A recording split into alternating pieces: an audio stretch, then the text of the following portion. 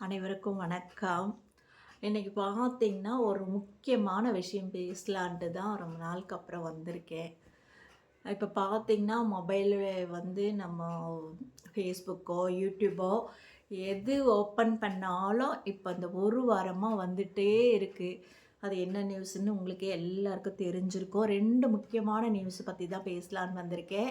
ஒண்ணு பார்த்தீங்கன்னா, விசாகப்பட்டினத்தில ஆந்திர மாநிலத்தில வந்து டீச்சர் குழந்தைய அடிச்சு அந்த குழந்தை இறந்து போனது. இன்னொன்னு வந்து வடநாட்ல வட மாநிலத்தில பார்த்தீங்கன்னா, மொபைல் வாங்கி தரல, ஐஃபோன் வாங்கி தரலன்னு சொல்லிட்டு, அந்த பையன் சூசைட் பண்ணி அவங்க குடும்பமே இறந்தது. இது 2 பத்தி தான் பேசணும்னு சொல்லிட்டு வந்திருக்கேன். எல்லாரும் இத பத்தி பேசிட்டு இருக்காங்க. எல்லாரும் இப்போ பார்த்தீங்கன்னா, எது ஓப்பன் பண்ணாலும் இதே நியூஸ் தான். எனக்கு மனசுக்கு கஷ்டமா இருந்துச்சு. பேச வேண்டாம் அப்படின்னு கூட நெனச்சேன். சரி, எனக்கும் மனசுக்குள்ள போட்டு போட்டு ஒரு மாரி ஃபீல் ஆகுது. சரி நாமளும் பேசலாம் அப்படின்னு சொல்லிட்டு தான். ஃபர்ஸ்ட்டு வந்து அந்த குழந்தைய பத்தி பேசுவோம். அந்த குழந்தை பார்த்தீங்கன்னா, எல்கேஜி தான் படிக்கிறான்னு சொல்றாங்க. 6 வயசு தான் ஆகுதுன்னும் சொல்றாங்க. எல்கேஜி படிக்கிற குழந்தைங்களுக்கு ஹோம்வொர்க் பத்தி அவங்களா செய்யவே மாட்டாங்க. கண்டிப்பா பேரண்ட்ஸுங்க தான் உட்கார வச்சு எழுத வைப்பாங்க. உண்மையா இல்லைங்களா? கண்டிப்பா பேரண்ட்ஸ்ங்க அதுங்களா உட்காந்து எழுதாதுங்க. கைய பிடிச்சு பேரண்ட்ஸுங்க எழுதி வச்சா தான் அதுங்க எழுதியிருக்கும். அப்படி பட்சத்தில பார்த்தீங்கன்னா, அவங்க அம்மாவோ, அவங்க அப்பாவோ அந்த குழந்தைங்களுக்கு உட்கார வச்சு எழுதி குடுத்துருக்கணும். அது எழுதாதது, சரி எழுதலன்னு சொல்லி டைரி குடுத்துருப்பாங்க. அதாவது சொல்லியிருக்கலாம், அந்த டைரியில எழுதி விட்டுருக்கலாம். ஏதோ ஒண்ணு பண்ணியிருந்திருக்கலாம். அது பேரண்ட்ஸும் அந்த மாரி பண்ணிட்டாங்க. சரி குழந்தை தானே எழுதலல்ல, அது ஒண்ணும் பிரச்சனை இல்ல. நாளைக்கு எழுதிட்டு வந்திருப்பான்னு ஒரு சாஃப்ட்டா சொல்லியிருக்கலாம் அந்த குழந்தைக்கு.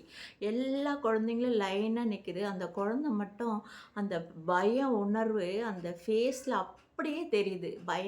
பயந்துகிட்டே நடுங்கிட்டு அந்த குழந்தை போய் லைன்ல நிக்கும்போது, பார்க்கவே மனசு கஷ்டமா இருக்கு. அதனோட மனசுல அடிச்சுருவாங்களோ நம்மள அப்படின்ற அந்த இது இருக்குது. அது உள்ள இருக்கிறது வெளிய தெரியுது. அது கிட்ட அப்படியே நடுங்கி போறதே தெரியுது நமக்கு. அவங்களும் ஃபர்ஸ்ட் அந்த டீச்சரு சட்டைய புடிச்சு இழுக்கிறது, அந்த குழந்தைய புடிச்சா குலுக்குறது, இதெல்லாம் பண்ணா அந்த குழந்தைக்கு மனசுல எவ்வளவு பயம் இருந்திருக்கும். சொல்லுங்க. இந்த மாதிரி தான் ஒரு ஆசிரியர் நடந்துக்கிறதா? அதுவும் சின்ன குழந்தைங்க கிட்ட எப்படி பழகணும்? எப்படி நடந்துக்கணும்னு கூட தெரியாதா அந்த ஆசிரியருக்கு? இன்னைக்கு பாருங்க அந்த குழந்தை இல்லாம அந்த பேரண்ட்ஸ் எவ்வளோ வேதனை, வலி. வாழ்நாள் ஃபுல்லா அது தீரவே தீராதுங்க அந்த வலி. அந்த அம்மாக்கு கூட மனசு எப்படி ஆறும்? அந்த அம்மா கூட எப்படி வந்து காலம்புறா மனசாட்சி உறுத்தாம எப்படி வாழ முடியும் அந்த அம்மாவும்? அந்த டீச்சர் மடியிலேயே குழந்தை உயிர் விட்டுருக்குது. எவ்வளோ ஒரு எவ்வளோ ஒரு கஷ்டமான அந்த நிகழ்ச்சி. அத பார்க்குறதுக்கே நமக்கு கஷ்டமா இருக்குன்றப்போ, அந்த பேரண்ட்ஸுங்களுக்கெல்லாம் எப்படி வலிக்கும்? எத்தன கஷ்டப்படுவாங்க பாவம்! அவங்களெல்லாம் நெனச்சா ரொம்ப கஷ்டமா இருக்கு. அந்த குழந்தை கன்னத்திலேயே ஓங்கி அறையும்போது, அப்படியே சாஞ்சிருச்சுங்க. இதெல்லாம் வந்து இந்த குழந்தையோட சம்பவமே மத்த ஆசிரியர்கள் எல்லாருக்கும் ஒரு பாடமா இருந்து, இனிமேல் எந்த குழந்தைங்களையும் அன்பா சொல்லி, ஆசையா வார்த்தை சொல்லி, அதுங்கள வந்து நம்ம ட்ரைனிங் குடுக்கணுமே கண்டி, இந்த மாதிரி எல்லாம் எல்லா குழந்தைங்களையும் எல்லாருமே ஒரே மாரி இருக்க மாட்டாங்க. அதுங்களுக்கு ஒவ்வொரு குழந்தைங்க ஒவ்வொரு மாரி. அந்த குழந்தைங்களுக்கு தகுந்தா மாரி தான் நம்ம ஆசிரியர் இருக்கணும். மெயினா குருக்கு என்ன இருக்கணும்? பொறுமை இருக்கணும். அந்த பொறுமையே அந்த டீச்சருக்கு இல்ல. இதெல்லாம் வந்து மாறணும். இனிமேல் இந்த சமுதாயத்தில ஒவ்வொருத்தரும் ஆசிரியரா இருக்கவங்க சரி, எப்படி யார்கிட்ட எப்படி நடந்துக்கணும்? கொஞ்சம் குறும்புத்தனம் புள்ள இருந்தாலும் பரவால்ல. அது பார்த்தாவே பயந்துகிட்டு நடுங்குற குழந்தையா இருக்கு. அதுகிட்ட போயிட்டு இந்த மாதிரி ஏற்கனவே அனுபவப்பட்ட மாரி அந்த குழந்தையோட மனநிலை இருக்கு. இந்த மாதிரி ஏதாவது அடிச்சிருப்பாங்களோ என்னமோ, அந்த மாதிரி ஒரு ஃபீல்ல நம்மள அடிச்சுருவாங்க. அந்த தாட்லயே தான் அது பயந்து நடுங்கி போகுது. அதுக்கு தகுந்தா மாரி அவங்க சட்டைய பிடிச்சு இழுக்கிறதும், குலுக்குறதும் பண்றது பார்த்தா ரொம்ப பாவங்க. இந்த மாரியெல்லாம் நடந்துக்கவே கூடாது. அந்த பெத்தவங்களுக்கு எப்படி ஆறுதல் சொல்கிறது சொல்லுங்க பார்க்கலாம். அதெல்லாம் வந்து வயசு 6 வயசுக்கு மேலே 1ஆம் வகுப்பு 2ஆம் வகுப்பு அப்படி சேர்த்து விட்டாங்க. கொஞ்சம் கொஞ்சம் அந்த குழந்தைங்களுக்கு தெரியட்டும்னு. இப்போல்லாம் 3 வயசுலேயே கொண்டு போய் சேர்த்துடுறாங்க. அதுங்களுக்கு பாவம் சின்ன விஷயம்னாலும் பயந்துக்குதுங்க. அந்த மன பயத்திலேயே அந்த குழந்தை அப்படி ஆயிடுச்சு. அதெல்லாம் கண்ணில் பார்க்கவே முடிய மாட்டேங்குது. இதெல்லாம் எவ்வளோ வருஷம் ஆனாலும் இந்த காயம் ஆறுமா, அவங்களுக்கு பெற்றவங்களுக்கு எவ்வளோ வலி வேதனையோடு இருப்பாங்க. இதெல்லாம் மாறணும். இந்த மாதிரியெல்லாம் கஷ்டமாக இருக்குது. போன உயிர் திரும்பி வருங்களா? இன்னொரு சம்பவம். ஒரு ஐஃபோன் வாங்கி தரலன்னு சொல்லிட்டு ஒரு 18 வயசு பையன் அவங்க அம்மாவை பிளாக்மெயில் பண்ணி அவங்க அம்மா அப்பாவை அது இப்போ எவ்வளோ குடும்பமே அம்மா அப்பா எல்லாருமே போயிட்டாங்க. இந்த மாதிரியெல்லாம் இருக்கலாமா? குழந்தைங்களுக்கு வந்து நாமளும் பெற்றோர்களும் என்ன செய்யணும் தெரியுங்களா? கஷ்டத்தை தெரியக்கூடாது. நாம் படுற கஷ்டம் குழந்தைங்க படக்கூடாது. நம்ம கிடைக்காது நம்ம குழந்தைங்களுக்கு கொடுக்கணும் அப்படின்னு நினைக்கிறதுலெல்லாம் பேரண்ட்ஸுங்க நினைக்கிறதுல தப்பே இல்லை. ஆனால் கஷ்டம் இல்லாமல் இருக்கலாம். ஆனால் கஷ்டம் என்னன்னு தெரியாமல் வளர்க்கக்கூடாது குழந்தைங்கள. கஷ்டமாக என்ன கஷ்டம், நம்ம வீட்டில் என்ன பொருளாதார கஷ்டம், எப்படி குடும்பம் எப்படி போகுது அப்படின்ற அந்த பசங்களுக்கு அவ்வளோ பெரிய பசங்களுக்கெல்லாம் தெரியாமலாம் இருக்காது. நம்ம அம்மா அப்பா எவ்வளோ கஷ்டப்படுறாங்கன்னு சின்ன வயசுலேயே வந்து அடம் பிடிக்கும் போதே அதுங்களுக்கு வந்து தரலன்றதை விட தரேம்மா அப்படி இருக்குது அப்படி இருக்குது வாங்கி தரேன் மெதுவாக தரேன் இப்போ வேண்டாம் அது தேவை இருக்கா இல்லையான்னு உணர்த்தணும் குழந்தைங்களுக்கு. அடம்பிடிச்சி சின்ன வயசுலேருந்தே அதை ஐயோ குழந்தை அழுவான் வருத்தப்படுவான் அப்படின்னு சொல்லி குழந்தைங்களுக்கு வாங்கி கொடுத்து அதுங்களுக்கு கேட்டவுடனே கிடைக்கணுன்ற அந்த மனம் அப்படியே பதிஞ்சு போகுது. அதனால பெருசாக நினச்சதை சாதிக்கணும், நம்ம கேட்டால் அடம் பிடிச்சா வாங்கி கொடுத்துருவாங்க அப்படின்ற சூழ்நிலை அந்த ஏற்படுத்திடுதுங்க. அந்த மாதிரி மனசும் அந்த பசங்களுக்கு ஊறிடுதுங்க. இப்போ அதனால் வந்த வேணை தான் மெதுவாக வாங்கி தருவாங்க. அம்மா அப்பா நமக்கு செய்யாமல் யாருக்கு செய்ய போகிறாங்க அப்படின்னு அந்த பையன் உணராமல் போயிட்டான்.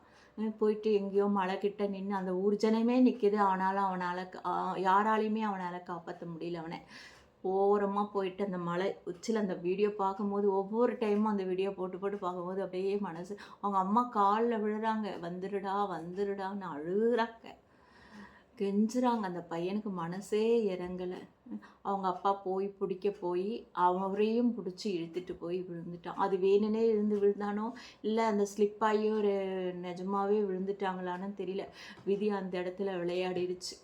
அவங்க 2 பேர் போனதுக்கப்புறம் நாம் ஏன் வாழணும்னு சொல்லிட்டு அந்த அம்மாவும் இறந்துட்டாங்க. இதெல்லாம் வந்து தானாக நடக்கிறது வேறுங்க. ஒரு ஏதோ ஒன்று நடந்து உயிர் போகிறது வேறுங்க. நாமளாக போய் தேடி வழியை வர வச்சுக்கிறதெல்லாம் ரொம்ப கஷ்டம், பாவமும் சரி. இந்த ஒரு பையன் பண்ண அடத்தால் இன்னைக்கு ஒரு குடும்பமே போயிடுச்சு. படித்த பையனாக தான் இருக்கான், நல்ல மெச்சூரிட்டியான பையனாக தான் இருக்கான் வீடியோவில் பார்க்கும் போது. இதெல்லாம் வந்து ஒரு ஃபோனு என்னங்க இன்றைக்கி இல்லைன்னா நாளைக்கு வாங்கி தர போகிறாங்க. அந்த பையனோட இது பாருங்கள். இந்த மாதிரி பசங்களும் இருக்கக்கூடாது, இந்த குழந்தைங்களும் இருக்கக்கூடாது. அம்மா அப்பாங்களுக்கு கஷ்டப்படுத்திட்டு அம்மா அப்பாங்க செய்யாமல் யாருக்கு செய்ய போகிறாங்க? அப்படி தான் வண்டி வாங்கி தரலன்னா அதுக்கு கூட ஒரு பசங்க சூசைட் பண்ணிக்கிட்டான் வண்டி வாங்கி தரலன்னு. அந்த வண்டி வாங்கி கொடுத்தா அதுங்க போய் எங்கேயாவது ஆக்சிடெண்ட் ஆகி ஏதாவது ஒன்று ஆச்சுன்னா என்ன பண்ணுறதுன்ட்டு பேரண்ட்ஸுங்க பயப்படுறாங்க. பேரண்ட்ஸுங்களோட நிலைமையை வந்து குழந்தைங்க புரிஞ்சுக்க மாட்டேங்குது. அதனால தான் குழந்தைங்கள சின்ன வயசுலேருந்தே கொஞ்சம் மெச்சூரிட்டியாக சொல்லி கஷ்டத்து மேலே 1ஆம் வகுப்பு 2ஆம் வகுப்பு அப்படி சேர்த்து விட்டாங்க. கொஞ்சம் அந்த குழந்தைங்களுக்கு தெரியட்டும்னு. இப்போல்லாம் 3 வயசுலேயே கொண்டு போய் சேர்த்துடுறாங்க. அதுங்களுக்கு பாவம் சின்ன விஷயம்னாலும் பயந்துக்குதுங்க. அந்த மன பயத்திலேயே அந்த குழந்தை அப்படி ஆயிடுச்சு. அதெல்லாம் கண்ணில் பார்க்கவே முடிய மாட்டேங்குது. இதெல்லாம் எவ்வளோ வருஷம் ஆனாலும் இந்த காயம் ஆறுமா, அவங்களுக்கு பெற்றவங்களுக்கு எவ்வளோ வலி வேதனையோடு இருப்பாங்க. இதெல்லாம் மாறணும். இந்த மாதிரியெல்லாம் கஷ்டமாக இருக்குது. போன உயிர் திரும்பி வருங்களா? இன்னொரு சம்பவம். ஒரு ஐஃபோன் வாங்கி தரலன்னு சொல்லிட்டு ஒரு 18 வயசு பையன் அவங்க அம்மாவை பிளாக்மெயில் பண்ணி அவங்க அம்மா அப்பாவை அது இப்போ எவ்வளோ குடும்பமே அம்மா, அப்பா எல்லாருமே போயிட்டாங்க. இந்த மாதிரி எல்லாம் இருக்கலாமா? குழந்தைங்களுக்கு வந்து நாமளும் பெற்றோர்களும் என்ன செய்யணும் தெரியுங்களா?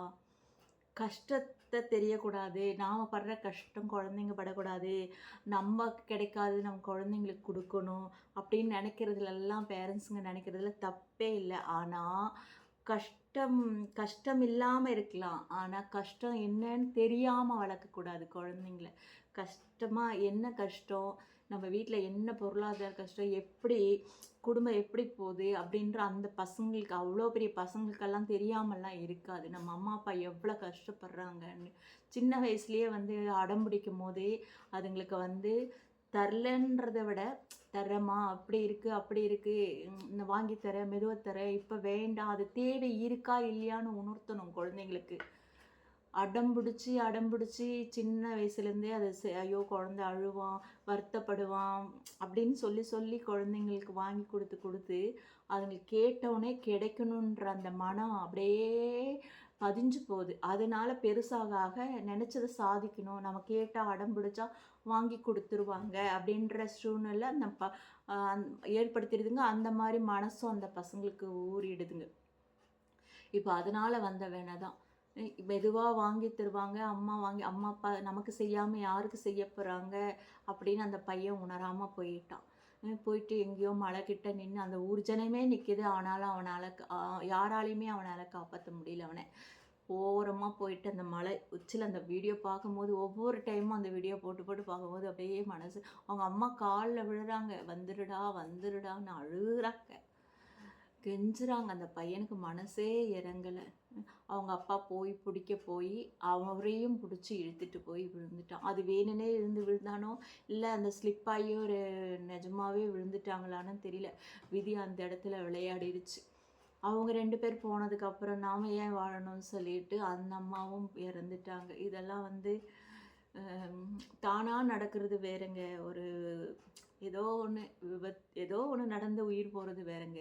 நாமளா போய் தேடி வழிய வர வச்சுக்கிறதெல்லாம் ரொம்ப பா கஷ்டம், பாவமும் சரி. இந்த ஒரு பையன் பண்ண அடத்தால இன்னைக்கு ஒரு குடும்பமே போயிடுச்சு. படிச்ச பையனா தான் இருக்கான். நல்ல மெச்சூரிட்டியான பையனா தான் இருக்கான் வீடியோல பார்க்கும்போது. இதெல்லாம் வந்து ஒரு ஃபோனு என்னங்க இன்னைக்கு இல்லன்னா நாளைக்கு வாங்கி தர போறாங்க. அந்த பையனோட இது பாருங்க.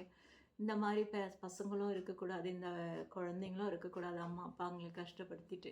அம்மா, அப்பாங்க செய்யாம யாருக்கு செய்ய போறாங்க? அப்படிதான் வண்டி வாங்கி தரலன்னா, அதுக்கு கூட ஒரு பசங்க சூசைட் பண்ணிக்கிட்டான்.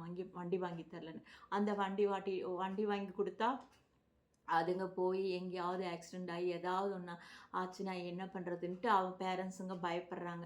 பேரண்ட்ஸுங்களோட நிலைமையே வந்து குழந்தைங்க புரிஞ்சுக்க மாட்டேங்குது.